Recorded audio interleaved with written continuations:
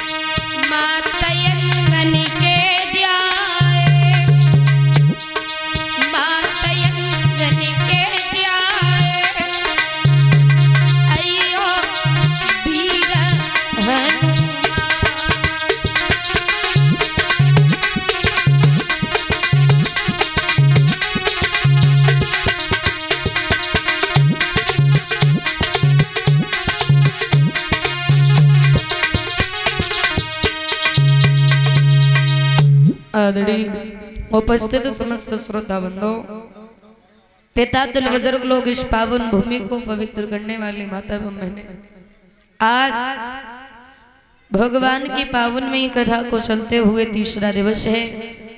तीसरे दिवस की वेला में उपस्थित समस्त पांडाल में भक्तजन बड़े ही प्यार से भगवान की पावन में कथा को श्रवण कर रहे हैं। हरिहर क्षेत्र गंगा मैया के किनारे बैठे श्री व्यास नंदन सुखदेव उत्तरानंदन महाराज परीक्षित जी को कथा सुना रहे हैं। और अभी आप लोग बड़ी ही पावन कथा सुन रहे थे बड़े भैया जी के मुखारविंद से। परीक्षित महाराज काय की कथा सुनी? नहीं, भैया कौन सी कथा सुना रहे?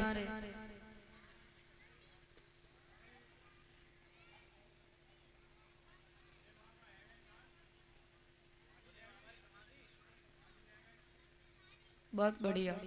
आज तुम ध्यान से सुन रहे हो, ऐसा लग रहा है थोड़ा थोड़ा।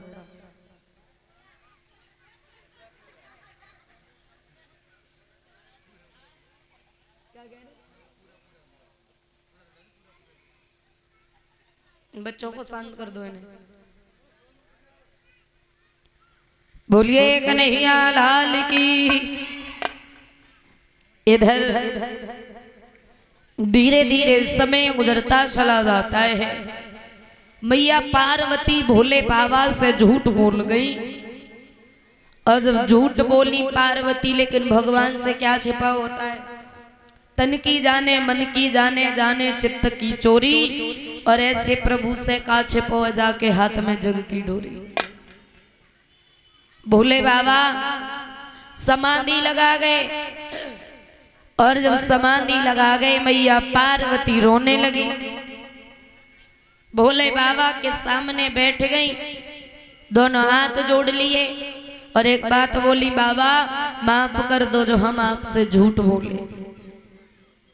लेकिन भोले बाबा ने नेत्र न खोले। तो मैया पार्वती मन में विचार करने लगी है, क्या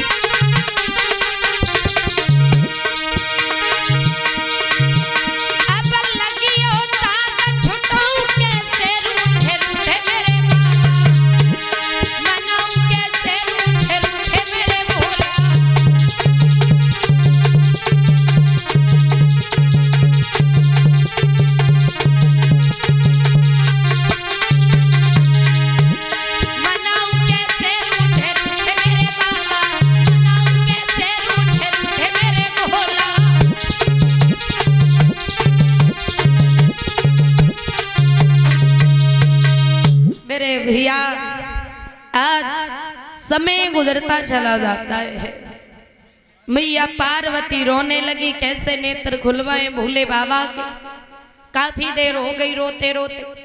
बाद में जब भोले बाबा ने नेत्र खोले तो मैया पार्वती अब भोले बाबा के पैरों में गिरी और रो के बोली, बाबा हमें क्षमा कर दो। भोले बाबा बोले, पार्वती अरे हम समाधि लगा गए तो इसका मतलब ये नहीं है कि हम भूल गए। पैरों में ना गिरो, तुम हमारी पत्नी नहीं अभी भी माँ हो। पार्वती बोली, बाबा बस भी करो, बहुत हो गया, क्षमा कर दो। भोले बाबा बोले एक शर्त पर, क्या? जिन प्रभु का तुमने अपमान किया है उन प्रभु के नाम की कथा सुननी पड़ेगी तुम्हें, जब हम तुम्हें क्षमा करेंगे। पार्वती बोली ठीक है, कथा सुना दो आप हमें। भोले बाबा मैया पार्वती को कथा सुनाने लगे, और जब कथा सुनाने लगे कैलाश पर्वत पे बैठे तो कथा सुनाते समय आकाश से कुछ विमान गए,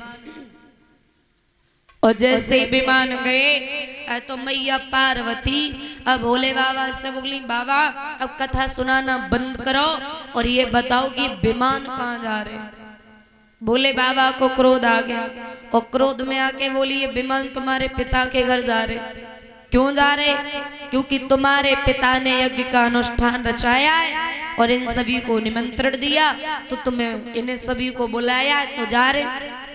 पार्वती बोली, भोले बाबा मेरे पिता ने यज्ञ का अनुष्ठान रचवाया और अपनी सगी बेटी को नहीं बुलाया, ऐसा कैसे हो सकता है?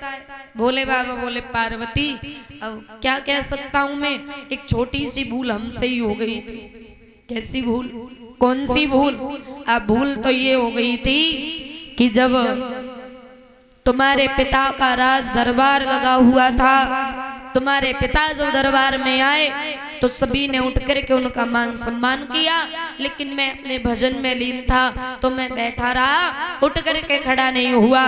बस इस बात के पीछे तुम्हारे पिता हमसे नाराज हैं। और जैसे ही कहा कि इतनी सी बात के पीछे नाराज हैं, तो पार्वती बोली, बाबा नाराज तुमसे हमसे थोड़ी नहीं है, तुम न जाओ लेकिन हम तो जरूर जाए पिता के घर। भोले बाबा बोले, पार्वती पागल ना हो जाओ, गुरु मित्र पिता के घर कभी बिना बुलाए नहीं जाना चाहिए। और पागल हो, एक कहावत सुनी है, वो कहते हैं कि बिन बुलाए आए हो मेरे मन्ना भाई, हाँ इसलिए ना जाइयो। पार्वती बोली, बाबा मैं तो जाऊंगी। भोले बाबा ने बहुत समझाया, पार्वती न जाओ, लेकिन पार्वती ने बात नहीं मानी। तो भोले बाबा ने एक बात कही, सुनो पार्वती,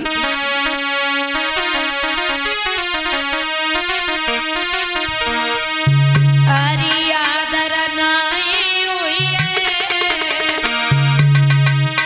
कि आदर और नाई हुई है, और सती जो बिना बुलाए जइयो नाई हुई है, सती जी बिना बुलाए जइयो आदर। नाई हुई है, सती जी बिना बुलाए जइयो आदर नाई हुई है, आदर नाई हुई है, सती जो बिना बुलाए जइयो आदर। नाई हुई है, सती जी बिना बुलाए जइयो आदर। नाई हुई है, सती जी बिना बुलाए जइयो। अरे पिता तुम्हारे ने यज्ञ रचाया, पिता तुम्हारे नया गिरचाया, अरे मेरे कारण तुम्हें नहीं बुलाया, मेरे कारण कोई न बुलायो। बाद में पछताइयो, सती जो बिना बुलाए जइयो आदर। नहीं पैया सती जी बिना बुलाए जइयो आदर। नहीं पैया सती जी बिना बुलाए जइयो आदर नहीं पइयो, सती जो बिना बुलाए जइयो आदर। नहीं पैया सती जी बिना बुलाए जइयो आदर। नहीं पैया सती जी बिना बुलाए जइयो। भोले बाबा ने समझाया, सती न जाओ, अगर तुम्हारे पिता निमंत्रण भेजते तुम खुशी खुशी तुम्हें लेकर के चलते, अगर बिना बुलाए जाओगी तो कोई मान सम्मान भी नहीं करेगा। पार्वती बोली, ना जाऊंगी मैं तो। बोले बाबा समझाने लगे पार्वती न जाओ, लेकिन पार्वती ने एक भी बात नहीं मानी। पार्वती चली तो भोले बाबा ने चलते समय भी समझाया और एक बात कही, पार्वती बिना बुलाए जा रही हूँ, देख लेना। पार्वती बोली पिता का घर है, दुश्मन का घर नहीं।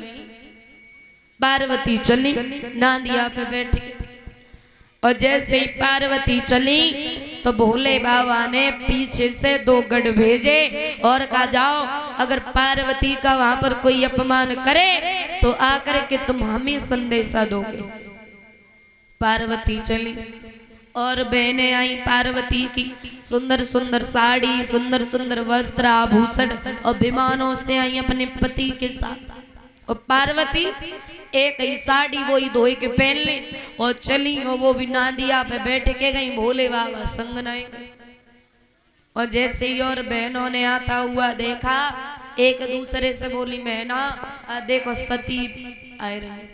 ए दैया आए तो रही है सती जी, लेकिन बिना बुलाए आए रहे। देख ले दीदी, देख ले, हमें ये मालूम पत्ते अजा को मन चलो ये दावत खाए बेको, पूड़ी को, चावल को, उर्द राजमा की दाल को, देखो तब चली आई। और एक बात बताऊं, बिना बुलाए आई।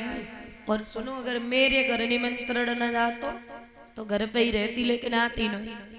दीदी सही कहती तुम। अब गंगा ले मेरू घर निमंत्रण ना जातो तो दुकान से घी की थैली हम घर ही पूरी सेंक लेती, लेकर द्वारे ना जाती। लेकिन बिना बुलाए आई है जी।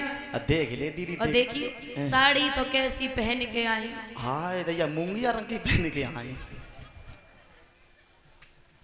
और पता है वो पति के साथ न आई, अकेली आई। हाय दैया अकेली, अकेली बनाए अकेली, बनाए अकेली। हाय ले जाने तो ना कटा दी, बता अकेली चली आ, अकेली। और एक बात बताएं, अगर एक घर में 4 बहनें हो, जिस सती भोले बाबा के संग में रहे कैसे समझाए कि बहन बोली सुनो, हरि भोला के संग झोपड़िया में, और झोपड़िया में बहना डरपति होएगी अंधेरिया में, बहना डरपति होएगी अंधेरिया में, बहना डरपति होएगी अंधेरिया में, आली डरपति होएगी अंधेरिया में। हरि भोला के संग झोपड़िया में, झोपड़िया में बहना डरपति होएगी अंधेरिया में, बहना डरपति होएगी अंधेरिया में, बहना डरपति होएगी अंधेरिया में।